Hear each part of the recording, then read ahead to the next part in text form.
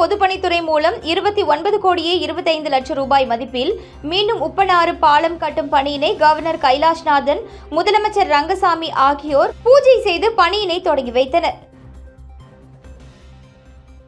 புதுச்சேரி அரசு பொதுப்பணித்துறை கட்டிடங்கள் மற்றும் சாலைகள் மத்திய கோட்டம் மூலம் புதுச்சேரி காமராஜர் சாலை முதல் மறைமலை அடிகள் சாலை வரை உள்ள 732 மீட்டர் நீளமுள்ள உப்பனாறு பாலத்தின் மீதமுள்ள பணியை முடிப்பதற்கும், காமராஜர் சாலையில் பாலாஜி திரையரங்கம் அருகில் உள்ள பழைய பாலத்தை மறு கட்டமைக்கவும் 29 கோடியே 25 லட்சம் ரூபாய் மதிப்பீடு செய்யப்பட்டு அரசாணை வழங்கப்பட்டுள்ளது.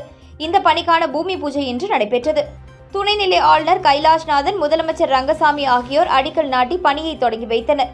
இதில் சட்டப்பேரவைத் தலைவர் செல்வம், பொதுப்பணித்துறை அமைச்சர் லட்சுமி நாராயணன், MLA நேரு, தலைமை செயலாளர் சரத் சௌகான், பொதுப்பணித்துறை செயலர் முத்தம்மா, தலைமை பொறியாளர் தீனதயாளன், கண்காணிப்பு பொறியாளர் வீரசெல்வம் உள்ளிட்டோர் கலந்து கொண்டனர். அரியாங்குப்பம் தொகுதிக்கு உட்பட்ட பல்வேறு கோவில்களுக்கு நன்கொடையாக 2 லட்சத்தை அந்தந்த கோவில் நிர்வாகத்திடம் அதிமுக மாநில பொருளாளர் ரவி பாண்டுரங்கன் வழங்கினார். புதுச்சேரி அதிமுக மாநில பொருளாளர் ரவி பாண்டுரங்கன் அரியாங்குப்பம் தொகுதியில் பல்வேறு ஏழை எளிய மக்களுக்கு நலத்திட்ட உதவிகளை வழங்கி வருகிறார். மேலும் கோவில் திருப்பணிகளுக்கும் உதவிகளை செய்து வருகிறார். அந்த வகையில் வீராம்பட்டினம் செங்கழுநீர் அம்மன் கோவிலுக்கு 1 லட்சம் ரூபாயை கோவில் அறங்காவலர் குழுவினரிடம் வழங்கினார். மேலும் அரியாங்குப்பம் மாஞ்சாலை பகுதியில் எழுந்தருளி உள்ள காளியம்மன் கோவில் திருப்பணிக்கு கோவில் நிர்வாகத்திடம் 50,000 ரூபாயும், அதனைத் தொடர்ந்து அரியாங்குப்பம் பைபாஸ் சாலையில் உள்ள ஏழை முத்து மாரியம்மன் கோவில் திருப்பணிக்காக 25,000 ரூபாயும், அரியாங்குப்பம் அருந்ததிபுரம் பகுதியில் அமைந்துள்ள முத்து மாரியம்மன் கோவில் திருப்பணிக்காக 25,000 ரூபாய் என ஒட்டுமொத்தமாக 4 கோவில்களுக்கும் ஒரே நாளில் 2 லட்சம் ரூபாயை அந்தந்த கோவில் அறங்காவலர் குழுவினரிடம் வழங்கினார். இந்நிகழ்ச்சியில் தொழிலதிபர் ஸ்ரீனிவாசன் மற்றும் அதிமுக தொகுதி செயலாளர் ராஜா, அதிமுக மீனவர் அணி இணை செயலாளர் ஐஸ் ரவி என்கிற ராஜவேலு, அம்மா பேரவை துணை செயலாளர் ஜீவா, அவைத்தலைவர் ராஜேந்திரன், வார்டு செயலாளர்கள் பன்னீர், ஜெயக்குமார், பாலு, கோபி மற்றும் அதிமுக கழக நிர்வாகிகள் கலந்து கொண்டனர். இவர்களை கோவில் நிர்வாகத்தினர் சால்வை மற்றும் மாலை அணிவித்து கௌரவித்தனர். சென்னை ராணுவ அதிகாரிகள் பயிற்சி மையத்தில் 159 ராணுவ வீரர்கள் பயிற்சி முடித்து பணிக்கு செல்லும் நிலையில் பயிற்சி நிறைவு அணிவகுப்பு நிகழ்ச்சி OTA வளாகத்தில் கோலாகலமாக நடைபெற்றது. சென்னை பரங்கிமலையில் OTA எனப்படும் ராணுவ அதிகாரிகள் பயிற்சி மையம் 1963ஆம் ஆண்டு முதல் செயல்பட்டு வருகிறது. இந்த பயிற்சி மையத்தில் இந்தியா மட்டுமல்லாமல் அதன் நட்பு நாடுகளை சேர்ந்தவர்களுக்கும் ராணுவ பயிற்சி அளிக்கப்பட்டு வருகிறது. ஒவ்வொரு ஆண்டும் பயிற்சி முடிப்பவர்களுக்கு நிறைவு அணிவகுப்பு நிகழ்ச்சி நடத்தப்பட்டு வருகிறது. அதன்படி கடந்த ஓராண்டாக இந்த பயிற்சி மையத்தில் தங்கள் பயிற்சியை நிறைவு செய்த இந்தியாவை சேர்ந்த 135 ராணுவ அதிகாரிகளுக்கும் 24 பெண் அதிகாரிகளுக்கும் மற்றும் வெளிநாடுகளை சேர்ந்த 11 அதிகாரிகளுக்கும் இறுதி அணிவகுப்பு நிகழ்ச்சி நடைபெற்றது. இந்த அணிவகுப்பில் லெப்டினன்ட் ஜெனரல் ஜான்சன் மேத்யூ பங்கேற்று அணிவகுப்பை பார்வையிட்டார். பின் தேர்ச்சி பெற்றவர்களில் மிக சிறப்பாக செயல்பட்ட மான்யா குமாருக்கு மரியாதை வாள், பிரகதி தாக்கூருக்கு தங்கப்பதக்கம், மான்யா குமாருக்கு வெள்ளி பதக்கம் மற்றும் சுர்ஜித் யாதவுக்கு வெண்கல பதக்கம் ஆகியவற்றை வழங்கினர். இதனைத் தொடர்ந்து பயிற்சி நிறைவு செய்த ராணுவ அதிகாரிகள் அவர்களுக்கான ஸ்டார் முத்திரைகளை தங்களது பெற்றோர்களின் கரங்களிலிருந்து பெற்றுக்கொண்டனர். பின்னர் ராணுவத்தில் பணியாற்றுவதற்கான உறுதிமொழி ஏற்றுக்கொண்டனர். இந்த நிகழ்வின் போது தேசிய கொடி நிறத்தில் பலூன் பறக்கவிடப்பட்டு வானிலிருந்து ஹெலிகாப்டர் மூலம் மலர்கள் தூவி அவர்கள் கௌரவிக்கப்பட்டார்கள். ஆண்டுக்கு 2 முறை நடக்கும் அனைத்து பட்டதாரிகளுக்கான இந்த தேர்வில் தமிழகத்தை சேர்ந்த ஒருவர் மட்டுமே பங்கேற்றார். மேலும் புதுச்சேரியில் இருந்து யாருமே பங்கேற்கவில்லை என்பது குறிப்பிடத்தக்கது. புதுச்சேரியில் கிராமப்புற பெண்களை குறிவைத்து ஆபாச வீடியோ அனுப்பிய மத போதகரை சைபர் கிரைம் போலீசார் கைது செய்தனர். புதுச்சேரி திருக்கனூர் பகுதியை சேர்ந்த பெண் ஒருவருக்கு கடந்த சில நாட்களாக அறிமுகமில்லாத எண்ணிலிருந்து ஆபாச வீடியோ மற்றும் குறுஞ்செய்தி வந்ததை அடுத்து அப்பெண் புதுச்சேரி இணையவழி காவல் நிலையத்தில் புகார் அளித்தார். புகாரின் பேரில் இணையவழி குற்றப்பிரிவு போலீசார் வழக்கு பதிவு செய்து தீவிர விசாரணை மேற்கொண்டனர்.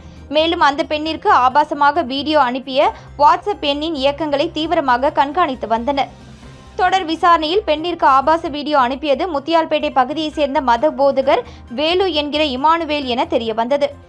இதையடுத்து இமானுவேலுவை கைது செய்த போலீசார் அவரிடமிருந்த செல்போனை பறிமுதல் செய்து விசாரணை செய்ததில் பெண்ணிற்கு ஆபாசமாக புகைப்படம் அனுப்பியது இமானுவேல் என்பதும், இதேபோல் சில பெண்களுக்கும் ஆபாச மெசேஜ்களும் வீடியோக்களும் அனுப்பியது தெரியவந்தது. இதையடுத்து இமானுவேலுவை புதுவை தலைமையில் குற்ற நீதிபதி சிவகுமார் முன்னிலையில் ஆஜர்படுத்தி காலாப்பட்டு மத்திய சிறையில் அடைத்தனர். பாரதிதாசன் மகளிர் கல்லூரியில் நடைபெற்ற விழிப்புணர்வு நிகழ்ச்சியில் திட்டமிட்டு குறிக்கோளுடன் படித்தால் வாழ்வில் வெற்றி பெறலாம் என ஆதிதிராவிடர் நலத்துறை இயக்குநர் இளங்கோவன் மாணவிகளுக்கிடையே உரையாற்றினார். சிவப்பு நாடா சங்கம் சட்ட ஆலோசனை மையம் சார்பில் விளிம்பு நிலை மக்களின் உரிமைகள் குறித்த விழிப்புணர்வு நிகழ்ச்சி பாரதிதாசன் மகளிர் கல்லூரியில் உள்ள அரங்கத்தில் நடைபெற்றது. கல்லூரி முதல்வர் முனைவர் வீரமோகன் தலைமையில் நடைபெற்ற நிகழ்ச்சியில் சிவப்பு நாடா சங்க ஒருங்கிணைப்பாளரும் தமிழ்துறை பேராசிரியருமான முனைவர் சந்திரா, எய்ட்ஸ் கட்டுப்பாட்டு சங்கத்தின் திட்ட மேலாளர் ஜெகதீசன் ஆகியோர் முன்னிலை வகித்தனர். அதனைத் தொடர்ந்து பாலியல் தொழிலாளர்களின் உரிமைகளும் பிரச்சினைகளும் குறித்து எய்ட்ஸ் கட்டுப்பாட்டு சங்கத்தின் திட்ட மேலாளர் ஜெகதீசன் சிறப்புரையாற்றினார். விழாவில் சிறப்பு விருந்தினராக ஆதிதிராவிடர் மற்றும் பழங்குடியின நலத்துறை இயக்குநர் இளங்கோவன் கலந்து கொண்டு விளிம்பு நிலை மக்கள் குறித்தும் ஆதிதிராவிட மாணவர்கள் உரிமை மற்றும் சலுகை குறித்தும் விளக்க உரையாற்றினார். மேலும் மாணவிகள் திட்டமிட்டு குறிக்கோளுடன் படித்தால் வாழ்வில் வெற்றி பெறலாம் என நம்பிக்கை அளித்தார். இந்நிகழ்ச்சிக்கான ஏற்பாடுகளை ஆங்கிலத்துறை பேராசிரியரும் சட்ட ஆலோசனை மைய ஒருங்கிணைப்பாளருமான முனைவர் சாந்தி, முனைவர் சுரேஷ், முனைவர் முகாஜித் ஆகியோர் செய்திருந்தனர். இந்த விழிப்புணர்வு நிகழ்ச்சிக்கு 100க்கும் மேற்பட்ட மாணவிகள் கலந்து கொண்டு பயனடைந்தனர். புதுச்சேரியில் தேசிய கல்விக் கொள்கை அமல்படுத்தப்பட்டு 2 ஆண்டுகள் ஆகின்ற நிலையில் தற்பொழுது மும்மொழி கொள்கையை எதிர்த்து சட்டசபையில் இருந்து திமுக, காங்கிரஸ் வெளிநடப்பு செய்வது நாடகம் என்று அதிமுக மாநில செயலாளர் அன்பழகன் விமர்சித்துள்ளார். இது தொடர்பாக அதிமுக அலுவலகத்தில் செய்தியாளர்களை சந்தித்த அவர், மத்திய அரசால் கொண்டுவரப்பட்டுள்ள தேசிய கல்விக் கொள்கையை ஆரம்பத்தில் ஆதரித்த திராவிட முன்னேற்றக் கழகம் மற்றும் காங்கிரஸ் கட்சியினர் மும்மொழி கொள்கை என்று தவறான கருத்துக்களை பரப்பி வருகின்றனர். இது வன்மையாக கண்டிக்கத்தக்கது. புதுச்சேரியில் 10ஆம் வகுப்பு, 12ஆம் வகுப்பு தேர்வு வரை புதிய கல்விக் கொள்கை மூலம் மாணவர்கள் தேர்வு எழுதி வருகின்றனர். தேசிய கல்விக் கொள்கை புதுச்சேரியில் அமல்படுத்தப்பட்டு 2 ஆண்டுகள் ஆகிறது. அப்பொழுதெல்லாம் திமுக மௌனமாக இருந்துவிட்டு இன்று மும்மொழி கொள்கையை எதிர்த்து வெளிநடப்பு செய்வது என்பது நாடகமாகும் என்று குற்றம் சாட்டினார். மாணவர்களையும் பெற்றோர்களையும் முட்டாளாக்கக்கூடிய செயல்களை காங்கிரசும் திமுகவும் செய்து வருவதாக குற்றம் சாட்டிய அன்பழகன், சட்டமன்றத்தின் நேரத்தை வீணாக்கி சபை நடவடிக்கைகளை கேலிக்கூத்தாக்கி வருகின்றனர். இவர்களின் பேச்சை அவை குறிப்பில் இருந்து நீக்க வேண்டும் என்றும் வலியுறுத்தினார். புதுச்சேரியில் புதியதாக 6 மதுபான தொழிற்சாலைகளுக்கு தடையில்லா சான்றிதழ் வழங்கப்பட்டுள்ளது என்றால் இதற்கு துணைநிலை ஆளுநர் ஒப்புதல் அளித்திருக்கிறார். இது அரசாங்கத்தின் கொள்கை முடிவு என்று அவர் தெரிவித்தார். புதுச்சேரி அரசு மும்மொழி கொள்கையை ஆதரிப்பதை கண்டித்து புதுச்சேரி சட்டப்பேரவையில் இருந்து சட்டமன்ற எதிர்க்கட்சி தலைவர் சிவா தலைமையில் திமுக, காங்கிரஸ் சட்டமன்ற உறுப்பினர்கள் வெளிநடப்பு செய்தனர். புதுச்சேரி சட்டப்பேரவை பட்ஜெட் கூட்டத்தொடரின் 4வது நாளான இன்று துணைநிலை ஆளுநர் உரைக்கு நன்றி தெரிவிக்கும் தீர்மானத்தின் மீது சட்டமன்ற உறுப்பினர்கள் பேசினர். அப்பொழுது மும்மொழி கொள்கை தொடர்பாக விவாதம் நடைபெற்றது. இதுகுறித்து பேசிய அமைச்சர் நமச்சிவாயம், மும்மொழி கொள்கை என்பது மத்திய அரசு மற்றும் பாஜகவின் கொள்கை என்றும், விரும்பினாலும் விரும்பாவிட்டாலும் புதுச்சேரியில் மும்மொழி கொள்கை வந்துவிட்டதாக தெரிவித்தார். இதனால் அமைச்சர்கள் மற்றும் எதிர்க்கட்சி சட்டமன்ற உறுப்பினர்களுக்கிடையே சபையில் கடுமையான வாக்குவாதம் ஏற்பட்டது. இதனைத் தொடர்ந்து இந்தி மொழியை ஆதரிக்கும் புதுச்சேரி அரசின் அராஜகமான போக்கை கண்டித்து வெளிநடப்பு செய்கிறோம் என்று கூறி சட்டமன்ற எதிர்க்கட்சி தலைவர் சிவா தலைமையில் திமுக சட்டமன்ற உறுப்பினர்கள் நாஜிம், அனிஃபால் கென்னடி, செந்தில்குமார், சம்பத், நாகதியாகராஜன், காங்கிரஸ் சட்டமன்ற உறுப்பினர்கள் வைத்தியநாதன், ரமேஷ் பரமபத் ஆகியோர் வெளிநடப்பு செய்தனர். புதுச்சேரியில் 6 புதிய மதுபான தொழிற்சாலைகளை கொண்டுவர அரசு முடிவு செய்துள்ளதாக முதல்வர் ரங்கசாமி தெரிவித்துள்ளார். புதுச்சேரி சட்டப்பேரவையில் கவர்னர் உரைக்கு நன்றி தெரிவிக்கும் தீர்மானத்தின் மீது எம்எல்ஏக்களின் கேள்விகளுக்கு முதலமைச்சர் ரங்கசாமி பதிலளித்து பேசினார். அப்பொழுது புதுச்சேரியில் உள்ள இளைஞர்களுக்கு வேலைவாய்ப்பு, வருவாய் பெருக வேண்டும் என்ற எண்ணத்தின் அடிப்படையிலேயே 6 மதுபான தொழிற்சாலைகளுக்கு தடையில்லா சான்று வழங்கப்பட்டு வருகிறது. இதன் மூலம் புதுச்சேரி அரசுக்கு 500 கோடி ரூபாயும், ஒரு தொழிற்சாலைகளில் 500 என 5000 பெண்களுக்கு வேலை வாய்ப்பு கிடைக்கக்கூடிய வாய்ப்பு ஏற்படும். தண்ணீர் அதிகம் உறிஞ்சாத, சுற்றுச்சூழல் பாதிக்காத நிலையில்தான் இந்த தடையில்லா சான்று கொடுக்கப்பட்டிருக்கிறது என்றார். மாநில அந்தஸ்து புதுச்சேரிக்கு மிகவும் அவசியமானது. அதனை துணைநிலை ஆளுநர் பிரதமரிடம் எடுத்து கூறி வாங்கி தருவார் என எதிர்பார்க்கிறோம். அரசு செயலர் உள்ளிட்ட அதிகாரிகள் மக்கள் பிரதிநிதிகள் கேட்பதை நிறைவேற்றி தர வேண்டும். எதிர்மறையின்றி அதிகாரிகள் கோப்புகளை கையாள வேண்டும் என தெரிவித்த அவர், தொலைநோக்கு திட்டங்களை கொண்டு வரும் வகையில் புதுச்சேரி மாநில வளர்ச்சிக்கு ஆளுநர் ஒத்துழைப்பு தந்து வருகிறார். அதிகாரிகளின் எதிர்மறையான போக்கால் மாநில வளர்ச்சி பாதிக்கப்படும் எனவும் அவர் தெரிவித்தார். உஷ்டேரியில் சாலை அமைப்பதற்கான பணியினை அமைச்சர் சரவணகுமார் பூமி பூஜை செய்து தொடங்கி வைத்தார். ஊசுடு தொகுதிக்கு உட்பட்ட உஷ்டேரி பகுதியில் உள்ள கன்னியம்மன் கோவில் தெருவிற்கு 12 லட்சம் ரூபாய் மதிப்பீட்டில் எல் வடிவ கழிவுநீர் வாய்க்காலுடன் கூடிய சிமெண்ட் கான்கிரீட் சாலை அமைப்பதற்கு தொகுதியின் சட்டமன்ற உறுப்பினரும் ஆதிதிராவிட நலத்துறை அமைச்சருமான சரவணகுமார் தொகுதி மேம்பாட்டு நிதியின் கீழ் வில்லியனூர் கொம்யூனியன் பஞ்சாயத்து மூலம் அரசாணை பெற்று இன்று அதற்கான பூமி பூஜை நிகழ்ச்சி நடைபெற்றது. இதில் அமைச்சர் சரவணகுமார் தலைமை தாங்கி பூமி பூஜை செய்து பணியினை தொடங்கி வைத்தார். இந்நிகழ்ச்சியில் அதிகாரிகள், தொகுதி பாஜக நிர்வாகிகள் திரளாக கலந்து கொண்டனர். பணிக்கான பூமி பூஜை நிகழ்ச்சி நடைபெற்ற முந்தைய நாள் அமைச்சரின் அறிவுறுத்தலின்படி ஊடகப் பிரிவு மற்றும் உஷ்டேரி மற்றும் பொறையூரில் கடந்த 4 ஆண்டுகளில் நடைபெற்ற மக்கள் வளர்ச்சி பணிகளின் விவரங்களை துண்டு பிரசுரங்களால் தயார் செய்யப்பட்டு அனைத்து இல்லங்களுக்கும் வெற்றிலை, வாழைப்பழம் துண்டு பிரசுரம் வழங்கி பொதுமக்களுக்கு அழைப்பு கொடுக்கப்பட்டுள்ளது என்பது குறிப்பிடத்தக்கது. புதுச்சேரி சவரி ராயலு நாயக்கர் அரசு பெண்கள் தொடக்கப் பள்ளியில் நடைபெற்ற ஆண்டு விழாவில் ஏராளமான மாணவர்கள் கலந்து கொண்டு தங்களின் திறமைகளை வெளிப்படுத்தினர். புதுச்சேரி சவரி ராயலு நாயக்கர் அரசு பெண்கள் தொடக்கப்பள்ளி ஆண்டு விழா தனியார் மண்டபத்தில் நடைபெற்றது. பள்ளி தலைமை ஆசிரியர் வரலட்சுமி தலைமையில் நடைபெற்ற விழாவில் ஆசிரியர் ரஞ்சனி வரவேற்புரையாற்றினார்.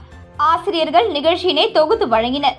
ஆண்டு விழாவை ஒட்டி நடைபெற்ற நடனம், மாறுவேட போட்டி, பேச்சு போட்டி, பாட்டு போட்டி உள்ளிட்ட பல்வேறு போட்டிகளில் மாணவர்கள் பலர் ஆர்வத்தோடு கலந்து கொண்டு தங்களது திறமைகளை வெளிப்படுத்தினர். தொடர்ந்து பள்ளி சார்பில் நடத்தப்பட்ட போட்டிகளில் வெற்றி பெற்ற மாணவர்களுக்கு சான்றிதழ்கள் மற்றும் பரிசுகளை வழங்கி கௌரவிக்கப்பட்டனர். நிகழ்ச்சிக்கான ஏற்பாடுகளை சவரி ராயலு நாயக்கர் அரசு பெண்கள் தொடக்கப்பள்ளி ஆசிரியர்கள் சிறப்பாக செய்திருந்தனர். பள்ளியின் ஆண்டு விழாவில் ஏராளமான மாணவர்கள் மற்றும் பெற்றோர்கள் பலர் கலந்து கொண்டனர். புதுச்சேரி மாநில சாலையோர வியாபாரி சங்கம் சார்பில் பெயர் பலகை திறப்பு விழா காந்தி வீதியில் நடைபெற்றது. புதுச்சேரி மாநில சாலையோர வியாபாரி சங்கம் சார்பில் பெயர் பலகை திறப்பு விழா காந்தி வீதி பெட்டிட் செமினார் பள்ளி அருகில் நடைபெற்றது. இதில் கிளை செயலாளர் விஜயா வரவேற்பு உரையாற்றினார். கிளை தலைவர் நெடுஞ்செழியன் தலைமை உரையாற்றினார். துணைத் தலைவர்கள் தியாகுதுரை, துணை செயலாளர்கள் செந்தில்குமார், சுரேஷ் ஆகியோர் முன்னிலை வகித்தனர். CITU மாநில தலைவர் பிரபுராஜ், செயலாளர் ஸ்ரீனிவாசன், பொருளாளர் ரவிச்சந்திரன் ஆகியோர் வாழ்த்துரை வழங்கினர். நிகழ்ச்சியில் சாலையோர வியாபாரி சங்க தலைவர் அழகர் ராஜ், பொருளாளர் மணிகண்டன் மற்றும் சங்க நிர்வாகிகள் பலர் கலந்து கொண்டனர். மருத்துவ படிப்பை மீண்டும் வழங்க வேண்டும் உள்ளிட்ட பல்வேறு கோரிக்கைகளை வலியுறுத்தி ஓய்வூதியதாரர்கள் சங்கத்தினர் பேரணியாக வந்து கண்டன ஆர்ப்பாட்டத்தில் ஈடுபட்டனர். சுகாதார பலனளிக்கும் திட்டம் என்ற பெயரில் அனைத்து அரசு ஓய்வூதியதாரர்களுக்கு இதுவரை வழங்கி வந்த மருத்துவப்படி 1000 ரூபாய் கடந்த மாதம் முதல் வழங்கப்படாது என்று அறிவிக்கப்பட்டுள்ளது. இதனால் ஓய்வூதியதாரர்கள் கடுமையாக பாதிக்கப்பட்டுள்ளனர். எனவே இந்த மருத்துவப்படியை ரத்து செய்யக்கூடாது, அதனை மீண்டும் வழங்க வேண்டும் என்பதை வலியுறுத்தி புதுச்சேரி அரசு ஊழியர் சம்மேளன இணைப்பு சங்கங்களின் கூட்டு இயக்கம் புதுச்சேரி ஓய்வூதியதாரர்கள் சங்கத்தினர் மிஷின் வீதியில் உள்ள வஉசி பள்ளி முன்பு ஒன்று கூடினர். பின்பு அங்கிருந்து சட்டசபை நோக்கி ஊர்வலமாக புறப்பட்டனர். இயக்கத்தின் ஒருங்கிணைப்பாளர் கலைச்செல்வன் தலைமை தாங்கினார்.